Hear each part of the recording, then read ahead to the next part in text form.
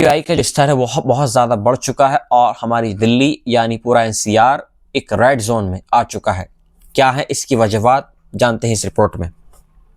देखिए, दिल्ली NCR में वायु प्रदूषण का स्तर फिर एक बार फिर गंभीर स्तर पर पहुंच चुका है।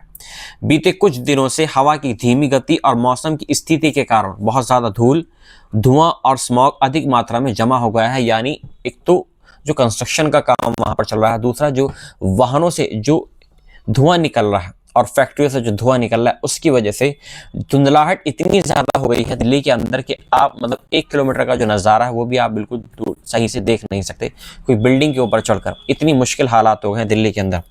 एक्सपर्ट्स ने चेतावनी दी है कि यदि तुरंत सही कदम नहीं उठाया गया तो स्वास्थ्य पर बहुत ज़्यादा असर पड़ सकता है और सबसे ज़्यादा उन लोगों को इसके स्वास्थ्य पर असर पड़ सकता है जो सांस के मरीज़ हैं, जो अस्थमा के मरीज़ हैं, उन लोगों को इस चीज़ का बहुत ज़्यादा असर हो सकता है।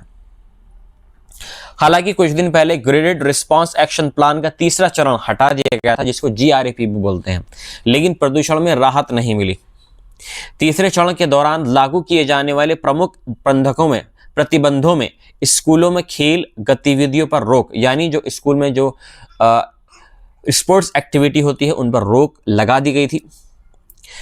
सेकंड ये है कि जो निर्माण कार्य हैं उन पर पाबंदी लगा दी गई थी। पॉल्यूशन फैलाने वाले वाहनों पर सख्त निगरानी और सड़क पर धूल कम करने के लिए वाटर स्प्रिंकल और टैंकर तैनात इसमें किए गए थे। आप ज़रा से सोच के ये बताएं, क्या इससे जो उन्होंने जो एयर शावरिंग गन जो लगाई है, जो धूल को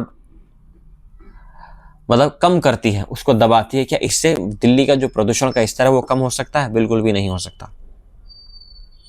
एक्सपर्ट्स ने आगाह किया है कि ग्रैप के उपायों का प्रभावी ढंग से लागू किए बिना प्रदूषण को नियंत्रित करना इसमें मुश्किल होगा।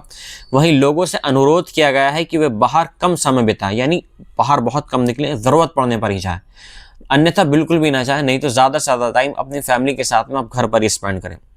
मास्क का उपयोग करें और बच्चों व बुजुर्गों की सुरक्षा पर ध्यान दें। इस पर एक रिपोर्ट और सामने है कि आज शुक्रवार का हाल क्या रहा है दिल्ली NCR के अंदर। इस समय रोहिणी की अगर बात करें, चांदनी चौक और वजीरपुर सबसे अधिक प्रदूषित क्षेत्रों में रहा है। 3 जो दिल्ली के इलाके हैं, चांदनी चौक, वजीरपुर और रोहिणी का इलाका सबसे